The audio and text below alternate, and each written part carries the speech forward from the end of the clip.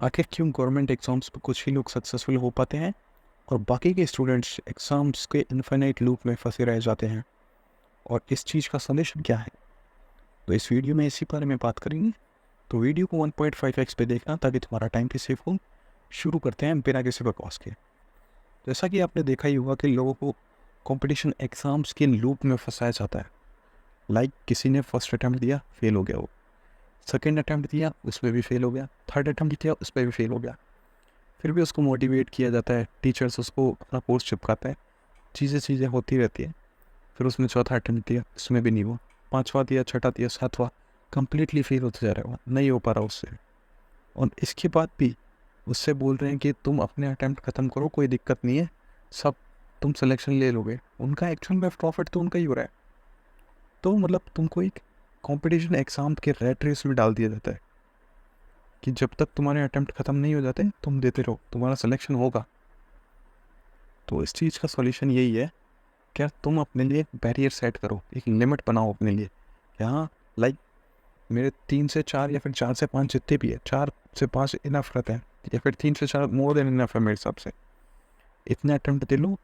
Otherwise मेरे को एक सॉलिड बैकअप प्लान बनाना है, वो बनाना ज़रूरी है कि ऐसे ही तुम अपने 7-8 साल एक एग्ज़ाम के पीछे नहीं लगा सकते। सॉलिड बैकअप प्लान भी ऐसा नहीं बनाना है कि किसी दूसरे स्टेट एग्ज़ाम्स को आपने वो बना लिया बैकअप प्लान। कुछ अच्छा बैकअप प्लान होना चाहिए जिसमें मतलब कि ग्रोथ हो तुम्हारी, मास्टर्स वगैरह कर लिया या फिर किसी फील्ड में अपना सेटअप कर लिया कुछ। नहीं तो तुम मतलब इसी लूप में उलझे रह जाओगे और तुम्हारे साल भी वेस्ट हो जाएंगे, उसके बाद आपको रिग्रेट ही होगा।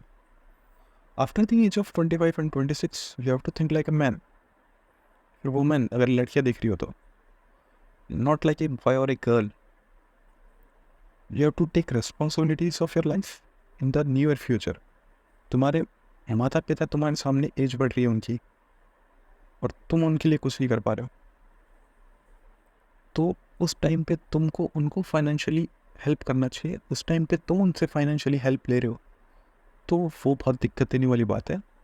इस चीज़ के बारे में सोचना। और जैसा तुमको मूवीज़ और सीरीज में क्रिएट फेक हाइप क्रिएट करके दिखाया जा रहा है गवर्नमेंट जॉब्स की, तो उन चीज़ों को भी थोड़ा ध्यान में लो। आई एम नॉट सेइंग कि यार गवर्नमेंट जॉब्स बेस्ट नहीं है, बट तुमको जो चीज़ें दिखाई जा रही है वो एकदम बेसलेस और एकदम फेक है। Your life is not a movie. जो चीज़ तुम्हारे सामने गुजरती है लाइफ में, वो एक्चुअल में तुम्हारे हाथ में फट के हाथ आ जाएगी अगर वो चीज़ तुम्हारे साथ गुजरेगी तो। ऐसा मूवीज़ में दिखाया नहीं जाता है ना। मगर फेक हाइप का एग्जांपल में जैसे तुमको सब पता हो तो एसएससी का एग्ज़ाम होता है, उसमें एक पोस्ट है जीएसटी इंस्पेक्टर करके। कई लोगों को वो काफ़ी बढ़िया पोस्ट लगती है, अच्छी पोस्ट भी है वो, 46 कंट्रेक्ट ग्रेड पे की पोस्ट है। मगर उसमें तुमको ये चीज़ पता नहीं होगी कि जो उसमें खाकी की जो वैल्यू दिखाई जाती है वो एक्चुअल में सिर्फ आपको 365 डेज में से सिर्फ 3 दिन पहननी रहती है, सिर्फ 3 दिन। और उस खाकी की वर्दी पे आप देखोगे यूट्यूब पे काफ़ी सारी रील्स पड़ी है और इंस्टाग्राम पे भी काफ़ी सारी रील्स पड़ी है, और काफ़ी लोगों को पता नहीं है कि सिर्फ ये 3 दिन ही पहन सकते हैं। और तुमको कोई टीचर भी नहीं बताएगा, XYZ टीचर भी नहीं बताएगा ये चीज़। तो दिस इज़ अ रियलिटी। तुमको जो दिखाना है वो सिर्फ वही दिखाया जाता है जो कि उनको दिखाना होता है। मतलब उनको प्रॉफिट कमाने के लिए कुछ भी कर कुरा के वही दिखाना है आपको, ताकि उनका प्रॉफिट कम ना हो। यूट्यूब पे कितने वीडियो पड़े हैं, like I wasted my 5 years 6 years 10 years। तुम उनके बारे में देखोगे, सुनोगे, पता करोगे।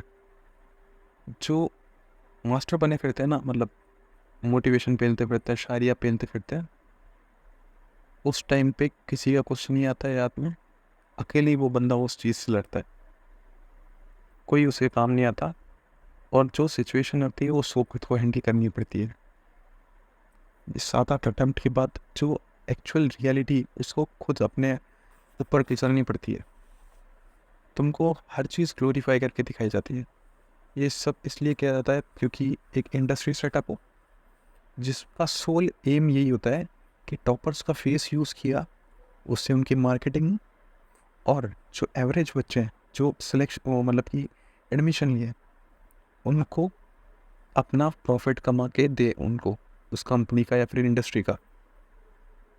तो अपने लिए बैरियर सेट करो और एक लिमिट सेट करो कि हाँ मेरे को इतने अटेम्प्ट देने हैं, उसके बाद में अपनी लाइफ को अलग डायरेक्शन में लेके जाना है, उसके बारे में सोचूंगा। तो बैरियर सेट करो और लिमिट बनाओ अपने लिए, और एक प्लान्ड वे में होना चाहिए सब कुछ। प्रिपरेशन चाहे किसी भी एग्ज़ाम से कर रहे हो आप। और अगर जानना है कि रियलिटी ऑफ एसएससी एग्ज़ाम्स क्या है, तो राइट वाली वीडियो पे क्लिक कर सकते हो। मिलते हैं नेक्स्ट वीडियो में। Bye guys.